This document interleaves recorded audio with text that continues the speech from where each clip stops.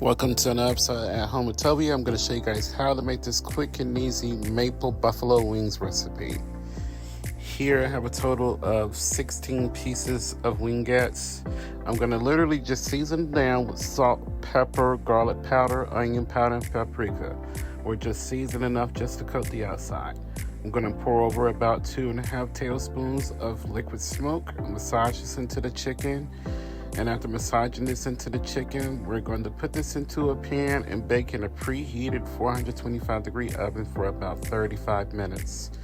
Here in a pan, I have 1 cup of Texas Pete hot sauce along with 4 tablespoons of butter and 1/4 cup of maple syrup. Then I'm just going to melt that together and whisk it until it comes to a boil. Once everything's come to a boil and everything is smooth, remove from the heat and pour into a container and allow it to chill until the wings are done.